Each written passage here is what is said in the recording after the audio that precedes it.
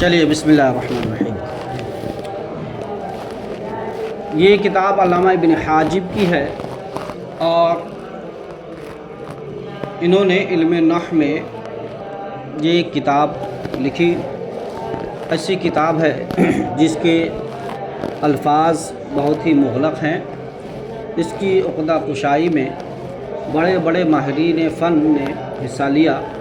بے شمار شروحات ان کی عربی اور اردو میں سکہ راج الوقت ہے، اور سب سے زیادہ مقبول اور مشہور جو شرح ہے وہ عربی میں تحریر سنبٹ۔ کیا ہے؟ تحریر سنبٹ کیا ہے؟ نام بہت عجب ہے۔ چلیے بسم اللہ الرحمن الرحیم۔ اللہ کے نام سے شروع جو نہایت ہی مہربان اور رحم فرمانے والا ہے۔ بسم اللہ الرحمن الرحیم لکھا اور اس کے بعد الکلمۃ لفظ وضع لمعنی مفرد، گویا کہ اپنی بات شروع کر دی۔ جس فن سے تعلق رکھتا ہے اس فن میں گفتگو آپ نے شروع فرما دی۔ قافیہ کو بہت دشوار اور سخت سمجھا جاتا ہے، لیکن یہ سمجھ کا پھیر ہے، کوئی سخت اور دشوار نہیں ہے۔ انسان اگر تھوڑی سی توجہ ڈالے تو بالکل آسان ہے۔ پہلا اعتراض ہوتا ہے کہ بسم اللہ الرحمن الرحیم جو فرمایا، کیوں بسم اللہ سے کیوں شروع کیا؟ ہونا یہ چاہیے کہ یہ علم نحو میں ہے تو علم نحو کے مسائل سے شروع کرنی چاہیے، علم نحو کے قاعدہ اور قانون سے شروع کر دیتے۔ بسم اللہ الرحمن الرحیم سے کیوں شروع فرمایا؟ اس کا جواب یوں دیا گیا کہ چونکہ قرآن عظیم کی شروعات اور بزرگان دین کی جو کتابیں ہیں ان کی شروعات اور خود حدیث رسول میں بسملہ شریف سے شروع کرنے کا حکم آیا ہے، انہی کتابوں اور بزرگوں کی ادا کی پیروی کرتے ہوئے آپ نے بسملہ شریف سے شروع فرمایا۔ قرآن عظیم جو شروع ہوتا ہے کس سے؟ بسم اللہ الرحمن الرحیم، اس کے بعد سورہ فاتحہ شروع ہے۔ تو چونکہ کتاب وہ بھی ہے، کتاب یہ بھی ہے، تو برکت کے حصول کے لیے قرآن عظیم کی اتباع اور اقتداء آپ نے فرمائی۔ حدیث رسول میں بھی ہے، میرے نبی علیہ السلام نے ارشاد فرمایا، بہت مشہور حدیث پاک ہے، اس کو آپ لوگ بھی یاد کر لیجئے گا کہ کل امر ذی بال لم یبدأ فیہ بسم اللہ فہو اقطع، اور ایک روایت میں فہو اجزم ہے۔ تو میرے نبی علیہ السلام نے فرمایا، حضرت ابو ہریرہ اس کے راوی ہیں، میرے نبی نے فرمایا کہ جو بھی کام بغیر اللہ کے نام کے ذکر کے شروع کریں وہ کام دم بریدہ، یعنی وہ ناقص اور ادھورا رہ جاتا ہے۔ گویا بسم اللہ شریف کی یہ برکت ہے کہ جس کام کو بھی آپ کرنا چاہیں تو آپ بسملہ شریف پڑھیں، بسملہ شریف کی برکت سے وہ کام پورا ہو جاتا ہے۔ یعنی تو حدیث رسول بھی اور بزرگان دین کی جتنی بھی کتابیں آپ دیکھیے، ساری کتابوں میں جو شروع ہے وہ بسملہ شریف سے ہے۔ تو ظاہر سی بات ہے ہم قرآن کے بھی متبع ہیں اور تابع ہیں، اور احادیث رسول کے بھی ہم پیروکار ہیں، اور ہم اب بزرگان دین کے بھی پیروکار ہیں۔ قرآن نے ہی حکم دیا، حضور کی بات مانو، حضور نے حکم دیا ہمارے بزرگوں کی بات مانو، تو ہم ساروں کی اتباع کرتے ہیں۔ اور علامہ ابن حاجب بڑے عالم، صوفی، بزرگ عالم ہیں، تو آپ نے بھی قرآن عظیم سے بھی برکت لی اور صحابہ حدیث رسول سے بھی، اور ساتھ میں بزرگان دین کے بھی روش پر عمل کر کے برکت حاصل کی۔ تو جواب کیا نکلا؟ بسملہ شریف سے اس لیے شروع کیا کہ چونکہ قرآن شروع ہے، بسملہ شریف سے اس لیے شروع کیا کہ حدیث رسول کا حکم ہے، اور قرآن عظیم بسملہ شریف سے اس لیے شروع کیا کہ بزرگوں کا طریقہ ہے نہیں؟ اچھا جی، بسملہ شریف سے ایک شروع کیا، ایک اور برکت ہے، ایک اور وجہ ہے۔ اس کی وجہ یہ ہے کہ بسملہ شریف میں حمد ہے، کیا ہے؟ حمد باری ہے، اللہ کی تعریف کی تو ہے۔ رحمان رحیم یہ اللہ کی صفات ہیں، اور اسی کے ذریعے، صفات کے ذریعے کسی کی تعریف ہوتی ہے، تو ہم اللہ کی تعریف کر رہے ہیں۔ اللہ کی تعریف جو کرتے ہیں وہ نعمت کے ملنے پر شکرانہ ہوتا ہے۔ یہ ایک عظیم الشان کتاب علامہ ابن حاجب نے علم نحو میں لکھا، تو لکھنے کے بعد انہوں نے جب شروع کیا تو اس نعمت پر شکر ادا کرتے ہوئے اللہ کی بارگاہ میں مدح و ثنا پیش فرمایا، تو گویا کہ شکران نعمت پر بھی آپ نے کیا کیا؟ بس۔ اور چوتھا جواب یہ بھی دیا جا سکتا ہے کہ بسملہ شریف اس لیے پڑھے یا شروع کیے بسملہ شریف سے کہ نعمتوں کا زوال اور نعمتوں کا حصول بغیر شکر خدا اور حمد خدا کے محفوظ نہیں ہو سکتا۔ یعنی اللہ نے فرمایا قرآن عظیم میں لئن شکرتم لازیدنکم، تم میرا شکر ادا کرو میں تیری نعمتوں کو بڑھاتا رہوں گا۔ تو لکھنے والے بے شمار لوگ کتاب لکھے اور وہ کتاب کیا ہو گئے؟ ضائع ہو گئی، ختم ہو گئی، دنیا سے ختم ہو گئی کتابیں، نہ صاحب کتاب کا ذکر رہا نہ کتابوں کا ذکر رہا۔ لیکن چونکہ انہوں نے سمجھا کہ ہم اللہ کے شکر اور اس کی مدح و ثنا سے ہم شروع کرتے ہیں تاکہ اللہ رب العزت کے اس ذاتی اور صفاتی نام کے صدقے میں ہمارا نام بھی باقی رہے اور ہماری کتاب کا بھی نام باقی رہے، یعنی مقبول ہو جائے، ہے نہیں؟ تو ایک تو تحدیث، ایک تو شکران نعمت ہے اور ایک ہے تحدیث نعمت، ٹھیک ہے نا، اور بقائے نعمت، تاکہ نعمت کا زوال نہ ہو۔ اس بنیاد پر بھی آپ نے بسملہ شریف سے شروع فرمایا، اور اللہ نے ایسی کتاب کو مقبولیت عطا فرمائی کہ آپ کے دور سے لے کر کے اب تک یہ کتاب ہر مدارس اور مکاتب میں پڑھی جاتی ہے۔ بے شمار کتاب شروحات لکھی گئیں، اور لیکن کافیہ کا حق کسی نے ادا نہیں کیا، ایسی مغلق کتاب۔ تو گویا کہ 5 جواب ہو گیا۔ پہلا جواب کیا ہے؟ قرآن عظیم کی اقتداء کرتے ہوئے۔ دوسرا جواب کیا ہے؟ حدیث رسول کے حکم پر عمل کرتے ہوئے۔ تیسرا جواب کیا ہے؟ بزرگان دین کی پیروی کرتے ہوئے۔ چوتھا جواب کیا ہے؟ نعمت کے شکرانے کے طور پر۔ چوتھا جواب کیا ہے؟ زوال نعمت نہ ہو، تحدیث نعمت کے طور پر، بقائے نعمت کے طور پر۔ بات سمجھ میں نا؟ اس لیے بسملہ شریف کو ذکر کیا۔ اچھا، اب پھر یہ اعتراض ہوتا ہے کہ بھیا بسم اللہ الرحمن الرحیم کہہ دیا، قرآن عظیم کی اقتداء ہو گئی۔ اب قرآن عظیم میں بسملہ شریف کے بعد الحمدللہ ہے، کیا ہے؟ الحمدللہ ہے۔ تو جب قرآن عظیم کی اقتداء ہی کرنی ہے تب پورا نہ کیجیے گا کہ آدھا ادھورا، ہیں؟ تؤمنون ببعض وتکفرون ببعض، آدھے پر ایمان لائیے گا آدھا چھوڑ دیجیے گا۔ صاحب کتاب کے لیے تو ضروری تھا کہ جب قرآن عظیم کی ہی اتباع کر رہے ہیں تو پھر جس طرح قرآن عظیم میں بسملہ کے بعد الحمدللہ رب العالمین ہے آپ کو بھی کہنی چاہیے۔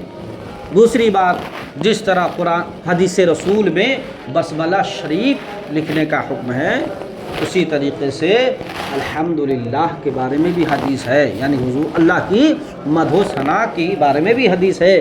وہی حدیث ہے سیم، بس صرف الفاظ بدل جائیں گے۔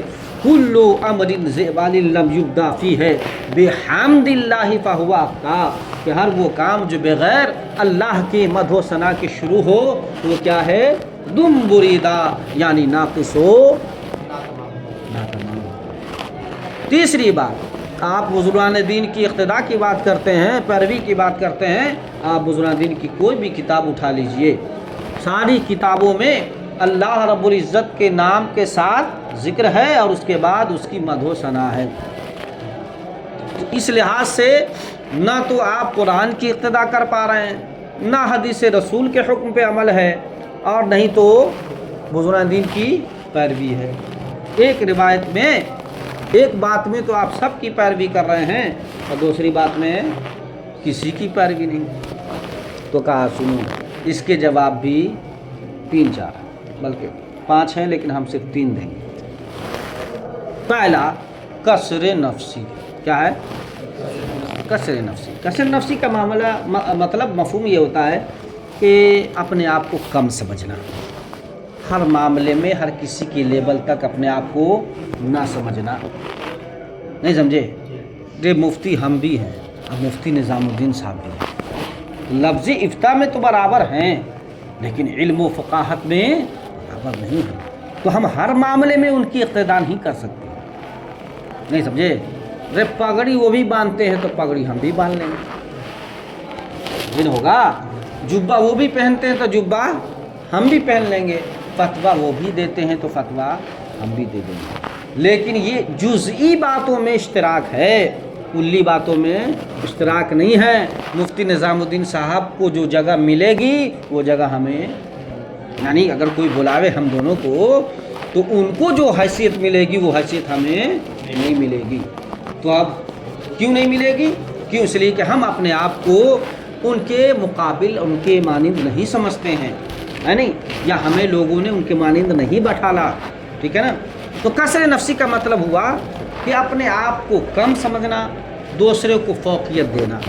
جہاں پر صاحب کتاب نے الحمدللہ کے تعلق سے کسر نفسی اختیار کیا، فرمائے کہ سنو جی، ہماری کتاب ویسی نہیں ہے کہ ہم قرآن کے ہر ایک ایک معاملات کے اتباع کریں، ہماری کتاب ویسی سیدھی بات، بسملہ شریف شروع کے بعد الحمدللہ سے قرآن شروع ہے تو ہماری کتاب کیا قرآن ہے کہ ہر معاملے میں ہم ابتدا کریں؟ نہیں نا۔ اسی طریقے سے احادیث رسول میں جو ذکر ہے وہ اس میں ہے کہ جو لکھے گا نہیں، یعنی کلو امر ذیبال لم یبدا، بدأ ہے، بدأ یبدأ کا معنی ہوتا ہے شروع کرنا، لکھنا نہیں۔ بدأ یبدأ کا معنی کیا ہوتا ہے؟ شروع کرنا، لکھنا نہیں۔ تو شروع تو دو طرح سے ہے، یا تو زبان سے کریں یا قلم سے کریں، زبان سے کریں یا تو گویا یہ حدیث رسول کیا ہے؟ عام ہے، اور ہاتھ سے لکھنا حمد باری یہ کیا ہے؟ خاص۔ اور خاص کی نفی سے آپ منطق میں پڑھے ہوں گے، خاص کی نفی سے عام کی نفی نہیں ہوتی، جیسے مثال کے طور پر زید بھی آیا اور گدھا بھی آیا، زید بھی آیا گدھا بھی آیا، تو کون عام ہے؟ زید عام ہے کہ زید میں کیا ہے؟ حیوان، حیوان ہونا بھی پایا جا رہا، نہیں، انسان بھی ہے، دو حیثیت ہے اس کی، ایک انسان بھی ہے ایک حیوان ہے، ٹھیک ہے نا؟ اور حیوان میں کیا ہے؟ صرف حیوانیت ہے۔ کوئی کہے کہ گدھا نہیں آیا، گدھا نہیں آیا تو اب جذبہ بھی نہیں آیا، ایسا تھوڑی ہوتا ہے بھائی۔ زید کیا ہے؟ عام، اور گدھا کیا ہے؟ اس اعتبار سے خاص ہے وہ، ورنہ تو وہ عام ہے، عام کلی ہے وہ، حیوان تو عام کلی ہے نا انسان سے، لیکن اس اعتبار سے وہ کیا ہے؟ خاص۔ تو خاص کی نفی سے کہ گدھا نہیں آیا، اس سے یہ لازم تھوڑی آتا ہے کہ زید وہ نہیں آیا، زید گدھا تھوڑی ہے۔ اسی طریقے سے جب حدیث رسول میں لم یبدا کا معنی آیا اور لم یبدا کا لفظ آیا تو اس کا مفہوم ہے خاص زبان سے ہو یا لکھ کر ہو، تو یہ کیا ہو گیا؟ خاص۔ اور کیا نام ہے؟ بول کر لکھ کر کے کیا ہے یہ؟ تو خاص کی نفی آپ کریں گے، اس سے ضروری نہیں ہے کہ عام کی بھی نفی ہو جائے، یعنی کتابت میں نہیں ہے، اس کا یہ مطلب کہاں سے آپ نکال لیے کہ وہ اتنے بڑے عالم ہیں، صوفی بزرگ ہیں، اور وہ جب قلم اٹھائے ہوں گے تو بغیر اللہ کی مدح و ثنا کے اٹھا لیے؟ یہاں تو عام مومنین کا حال یہ ہے کہ پانی پیتا ہے تب بھی کیا کہتا ہے؟ بسم اللہ کے بعد الحمدللہ، کھانا کھانے کے بعد بھی کیا کہتا ہے؟ تو عام مومنین کا معاملہ یہ ہے، وہ اتنے بڑے عالم ہیں اور اتنے بڑے جو ہے استاذ الاساتذہ ہیں، ان کے تعلق سے آپ کیسا گمان رکھے ہیں؟ جبکہ حدیث رسول ہے ظن المومنین خیرا، حدیث رسول کیا ہے؟ ظن المومنین خیرا، ہر مسلمان بھائی کا پر گمان اچھا کرنا چاہیے۔ کیوں؟ اس لیے کہ ایک مومن دوسرے مومن کے لیے آئینہ ہے، کیا ہے؟ آئینہ۔ جیسا آپ آگے کو تصور کریں گے وہ اگلا نہیں ہے، وہ آپ ہی ہے، نہیں سمجھے؟ اگلا کو جیسا تصور کریں گے آپ تو وہ آپ سوچ رہے ہیں کہ آگے کے انسان کو دیکھ رہے ہیں، نہیں، در حقیقت آپ اپنے آپ کو دیکھ رہے ہیں۔ کیوں؟ اس لیے کہ ایک مومن دوسرے کے لیے آئینہ ہے، اور ظن المومنین خیرا، تو وہ مومنوں کے امام ہیں۔ جب عام مومنین کے بارے میں یہ خیال ہے کہ بہترین گمان کرنا چاہیے، تو ہم بھی ان پر بہترین گمان کرتے ہوئے کہتے ہیں کہ آپ نے کتابت میں یعنی لکھ کر کے حمد باری نہیں کیا، لیکن آپ نے بول کر کے حمد باری سے شروع کیا۔ اچھا، دو جواب تو یہ ہو گیا۔ تیسرا جواب ہے کہ بھائی صاحب بڑا قرآن قرآن قرآن قرآن کرتے ہیں، قرآن کی اقتدا کرنی چاہیے۔ سورہ پہلی سورہ کون نازل ہوئی ہے؟ قرآن عظیم کی پہلی سورہ کیا ہے؟ سورہ علق۔ سورہ علق میں الحمدللہ سے شروع ہے، صرف بسملہ ہے، اور اس کے بعد کیا ہے؟ اقرأ بسم ربک الذی خلق، اس میں الحمدللہ نہیں، یعنی حمد باری نہیں ہے۔ تو یہاں پر بھی قرآن کی اتباع ہے۔ آپ قرآن سورہ فاتحہ ہی کو سمجھ رہے ہیں، حالانکہ سورہ فاتحہ پہلی سورہ نہیں ہے، ترتیب میں پہلی ہے، اور یہ حضور نے ترتیب دی ہے، ایسا نہیں کہیے کہ صحابہ نے کیا، نہیں، حضور نے ترتیب دی ہے کہ سورہ فاتحہ کیا ہے، اسے پہلے رکھنا ہے اگرچہ نزول میں بعد میں ہے، اور سورہ علق کو بعد میں رکھنا ہے اگرچہ نزول میں پہلے ہے۔ تو گویا قرآن عظیم کی بھی اتباع کی گئی، کیوں؟ اس لیے کہ جو پہلی سورت نازل ہوئی ہے اس میں صرف بسملہ ہے، اس میں الحمد نہیں ہے، یعنی حمد باری۔ تو جواب کیا نکلا؟ پہلا جواب ہے کسر نفسی، دوسرا جواب ہے کیا؟ دوسرا جواب کہ لکھ کر کے یہ خاص ہے اور بول کر کے عام ہے، اور تیسرا جواب کیا ہے؟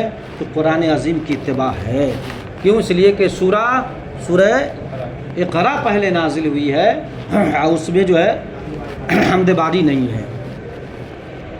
معترض تو معترض ہوتا ہے، ارے بیچارے صاحب کافیہ کو کب سے لوگ لتھے رہے ہیں، ہے نہیں؟ جب سے لوگ پڑھ رہا ہے، کتنا عالم گزر گیا، اور کافیہ پہ اعتراض کرتے کرتے بیچارے وہ بھی قبر میں کہہ رہے ہوں گے کیا لکھ دیا ہوں۔ ہر وقت لوگ اعتراض کرتے، کسی حال میں چھوڑتا ہی نہیں ہے۔ پھر اعتراض معترض نے کر دیا، کسر نفسی کسے بولتے ہیں؟ عز و انکساری کو کس کو بولتے ہیں؟ عز و انکساری۔ اس کا دوسرا معنی کیا ہے؟ تکلف۔ دوسرا معنی کیا ہے؟ اسی سے ہم لوگ مکلف ہیں، بندے احکام کے کیا ہیں؟ مکلف۔ ہم سب کیا مکلفین میں سے ہیں، یعنی نماز، روزہ، زکوٰۃ، حج کی تکلیف دی گئی ہے ہمیں، تکلیف شرعی جس کو بولتے ہیں، تو ہم لوگ کیا ہے؟ مکلف۔ اور کسر نفسی کسے بولتے ہیں؟ تکلیف کو۔ تو عبادت میں تکلیف اٹھانی چاہیے، چھوڑنی چاہیے، یعنی کسر نفسی جو ہے وہ عبادت کے کرنے میں نہ ہونا چاہیے کہ عبادت کے چھوڑنے میں۔ کوئی کہیں نہیں ہاں وہ صلاح کہاں ہے کہ ہم نماز پڑھیں، تو آدمی کہے گا صلاح پگلا گیا رے، اس لائق بند تو عبادت کر۔ ہم کسر نفسی کرتے ہوئے روزہ نہیں رکھتے، کہے تو صاحب کافیہ جو ہے ہم تو نہیں کیے تھے، کسر نفسی کرتے ہیں۔ عبادات کے کرنے میں کسر نفسی ہونا ہے، عبادات کے چھوڑنے میں نہیں۔ حمد باری کرتے تو یہ کسر نفسی ہے، چھوڑنا کسر نفسی نہیں ہے۔ صاحب کافیہ بیچارے کلیجہ پیچھ رہے ہوں گے کہ ہم کاہے نہیں لکھ دیا الحمدللہ، نہیں، کسی طرح چھوڑ ہی نہیں رہا۔ اور جو ان کے معاونین ہیں وہ بیچارے لگے ہوئے ہیں جواب دینے میں، معترضین نیا نیا شوشہ نکال دیتا ہے نہیں؟ کا کسر نفسی کس میں ہونی چاہیے؟ عبادت میں ہونی چاہیے۔ کس میں ہونی چاہیے؟ عبادت میں ہونی چاہیے، اور کسر نفسی عبادت کے چھوڑنے میں نہیں ہے۔ کائی عبادت لٹ لگائے ہوا ہے۔ اللہ کی مدح و ثنا کرنا واجب ہے، فرض ہے، سنت ہے، پہلے حکم بتاؤ۔ ارے بھائی عبادات تو کئی طرح کے ہیں نا، نماز فرض ہے، روزہ فرض ہے، زکوٰۃ فرض ہے، حج فرض ہے، اس کے علاوہ بھی تو عبادات ہے۔ سارے عبادات فرض ہیں کیا؟ ویسے نماز ہی میں دیکھ لیجئے نفل نہیں ہے عبادت۔ اسی طرح امامہ باندھنا کیا ہے؟ فرض۔ تو سارے عبادت کون سی عبادت ہے کہ بیچارے پہ پڑے ہوئے ہو پیچھے درہ فاروقی لے کے ہم حمد نہیں کیا، ہے نہیں؟ تو کہا حمد باری مستحب ہے، تو کہا مستحب ہے، مستحب چیز کو لے کر کے اتنا بڑا الزام۔ پھر ہم وہی کہیں گے کہ یہاں چونکہ کیا ہے وہ حدیث پاک میں لم یبدا کیا ہے؟ عام ہے، خواہ وہ زبان سے ہو یا قلم سے ہو، قلم سے نہیں کیا، زبان سے کر لیا، مستحب چیز ہے، واجب فرض لکھ کر کے ہے نہیں ہے۔ پھر کہتا ہے کر ہی لیتے تو کر،